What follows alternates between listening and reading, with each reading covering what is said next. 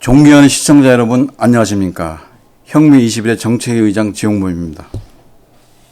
오늘은 성공적 인간관계를 만든 대화 스킬을 이해하고 적용하는 방법에 대한 4일차 마지막 강의가 되겠습니다. 지난 시간에는 화가 많이 나 있는 사람과의 대화, 그리고 인간관계의 황금률에 대해서 말씀드렸습니다. 이번 시간에는 지금까지 3일 동안 얘기 드린 다른 사람과의 어떤 성공적인 대화를 할 수 있는 방법에 대해서 총정리하는 시간을 갖겠습니다. 먼저 특성 및 니즈에 대해서 말씀드립니다. 주도형은 여러분께 말씀드린 대로 강력한 추진력을 갖고 있죠. 그래서 대표적인 단어가 신속하게 일 처리한다, 효율적인 걸 좋아한다, 그리고 본인이 선택을 잘 한다, 그 다음에 본인이 과감한 결단을 잘한다, 그 다음에 강력한 추진력을 갖고 있다. 그래서 이런 사람은 기업에서 보면 스타트업 기업이라든가 신생 기업이라든가 또는 어떤 처음 비즈니스를 시작하는 그런 조직에 상당히 어울리는 사람이죠. 혁명 20일에도 지금 황장수 소장 대표 같은 분이 저는 주도형으로 보고 있는데 상당히 적합한 스타일로 보고 있습니다. 그래서 이 사람의 니즈는 보면은 파워 오리엔티드 해가지고 그 추진력을 강하게 추진하는 사람이기 때문에 니즈도 보면은 파워, 힘에 있습니다. 그 다음에 주도형과 정반대되는 사람이 스타일이 우호형이죠. 친절한 사람입니다. 이 사람은 대표적인 단어가 전례, 그 다음에 다른 사람이 동의하는 걸 좋아하고 협조하는, 다른 사람이 협조하고, 그 다음에 감사하는 말을 잘 씁니다. 그래서 이 사람의 니즈는 동의입니다. 다른 사람에 대한 동의가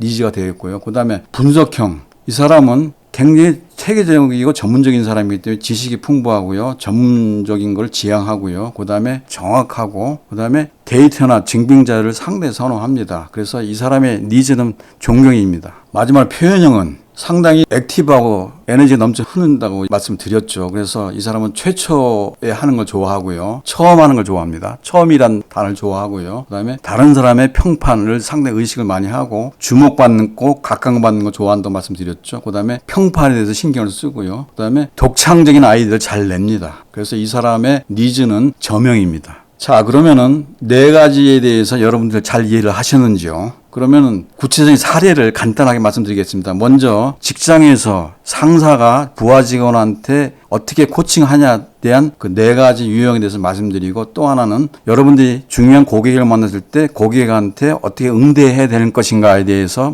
두 가지 사례를 말씀드리겠습니다. 먼저 상사가 부하 직원한테 코칭하는 방법을 보면은 주도형은 현실적인 방향과 목표를 설정해 놓고 가는 걸 좋아하기 때문에 그런 거에 맞춰서 이 사람한테 맡기는 게 좋습니다. 그리고 이 사람한테 일을 맡겼으면은 빈번하게 점검하는 걸 상당히 여러분들이 삼가해야 됩니다. 맡겨놔야 됩니다. 그래서 이 사람한테 얘기할 때는 자네의 능력을 보여주기가 상당히 적합한 단어가 되겠습니다. 그 다음에 우호형인 부하 직원한테 상사가 얘기할 때는 이 사람은 팀워크 위주고 개인적인 우호관계를 중시하고 상처를 또 잘 받는 사람이기 때문에 도와줘서 고마워, 그리고 도와줘, 뭐 이런 식의 얘기를 말씀하는 것이 이 사람을 움직일 수 있는 상당히 좋은 팩터가 되겠습니다. 그 다음에 분석형입니다. 분석형은 체계적인 논리적이고 이 디테일에 강한 사람이기 때문에 시간을 많이 부여하는 게 좋겠고요. 그리고 중요한 일을 시키는 게 좋겠습니다. 그래서 푸시를 지향하는 게 좋고요. 그 대신에 일을 오래 하기 때문에 중간중간 여러분들이 점검해야 되겠습니다. 그 다음에 이 사람은 독립적으로 여러 사람 막 섞여 있는 데서 일을 잘 못합니다. 그래서 독립적인 환경을 조성해 주는 게 중요하다 보고, 이 사람에 대해서 상사가 이런 부하 직원한테 얘기할 때는 자네라면 믿을 수 있어 라는 표현을 해야 됩니다. 그다음에 마지막으로 표현형. 이 사람은 상당히 에너지가 넘쳐 흘리고 적극적인 사람이기 때문에 특히 새로운 플랜이라든가 프로젝트 참여를 시키는 게 좋겠고요. 근데 이 사람은 이 우호형과 마찬가지로 팀워크를 상당히 좋아합니다. 그래서 이 사람한테는 독창적인 아이디어 좀 한번 내봐, 이런 것이 이 사람한테 딱 맞는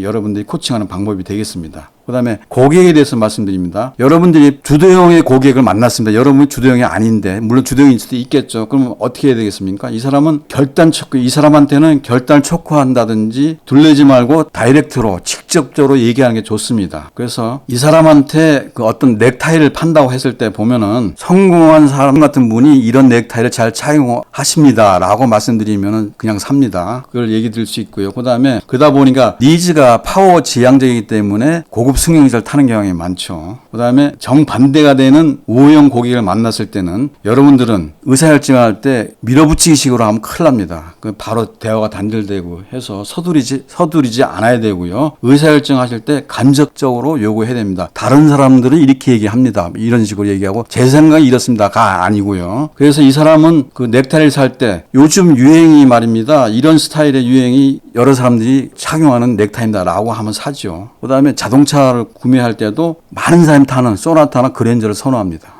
그 다음에 분석형 고객 여러분들이 만났습니다. 그랬을 때는 결단 요구는 신중하게 하고 직접적으로 얘기하는 게 좋습니다. 이 사람은 증빙자료 좋아하는 사람이죠. 여러분 아시죠? 데이터나 이런 사람이기 때문에 거기에 맞게끔 신중하게 그리고 직접적으로 얘기하는 게 좋겠고요. 그래서 이 사람한테 넥타이를 팔아먹으려면은 어떻게 해야 되느냐. 이 넥타이는 새로 나온 신소재를 사용한 건데 굉장히 가볍고 착용감이 좋습니다. 대신 좀 비쌉니다. 라고 얘기하면 삽니다. 그 다음에 이 사람은 자동차를 구매할 때 가성비나 연비를 굉장히 중시해서 삽니다. 따지죠. 그러니까 따지는 그런 데 대한 지식이, 전문적인 지식을 많이 보면 영업사원한테. 그래서 그렇게 대응하면 되겠고요. 마지막으로 표현형입니다. 이 사람은 좀 돋보이는 걸 좋아하는 사람이기 때문에 단점이라고 볼 수 있는 것 중 하나가 말이 3000% 빠지는 경우가 좀 있습니다. 그래서 상당히 신속하게 말하고 의사결정 빨리 하는 것 같지만은 옆으로 새는 경우가 많기 때문에 여러분들이 확실히 약속을 하고요. 그 다음에 의사결정할 때 고객님이 주체라는 것을 갖다 확실히 주지시켜 줘야 됩니다. 그래서 넥타이 팔 때는 사장님 같은 멋쟁이만이 이런 넥타이를 소화할 수 있습니다 라고 하면 바로 사죠. 그리고 이 사람은 자동차도 남들이 상당히 부러워하는 자동차, 벤츠나 BMW 이런 자동차를 타는 성향이 있어요. 왜? 주목이나 각광, 평판을 중시하기 때문에요. 자, 지금까지 제가 여러분께 사람의 소셜 스타일이 4가지 유형이 있다고 했는데 소셜 스타일별 여러분들이 제가 전달해드린 학습을 통해서 잘 활용하시면은 그 사람들과 보다 원만하고 바람직한 대화를 이루어서 성공적으로 이끌 수 있다고 말씀드렸지 않습니까? 조금이라도 도움이 되고 흥미가 있었는지 모르겠습니다. 결론을 말씀드리겠습니다. 제가 지난 시간에 말씀드린 인간관계 황금률, 존중, 공정, 정직을 기반으로 해서 여러분한테 제가 4일 동안 말씀드린 이 4가지 소셜 스타일을 반영한다면은 여러분들이 나쁜 관계도 좋은 관계로 만들 수 있고요. 좋은 관계는 더 좋은 관계로 만들 수 있어서 여러분들의 생활이, 여러분들의 삶이 보다 행복해질 수 있을 거로 생각하고, 그 다음에 조직에서는 대화가 잘 되다 보니까 어떻습니까? 의사소통이 활발하고요. 기업의 성과를 가장 많이 내는 것 중에 가장 중요한 거는 원활한 의사소통입니다. 그래서 의사소통이 잘 돼서 기업 문화가 생산적이 될 수 있고요. 덕분에 여러분들이 속해 있는, 여러분들이 개인적으로 하시던 일이든 조직에서 하는 일이든 성과를 극대화시킬 수 있다고 보고 있습니다. 그래서 제 강의가 이제 거의 끝났는데요. 마지막으로 에베레스트 산을 보면서 말씀드리고 끝내겠습니다. 에베레스트 산 화면 보여주세요.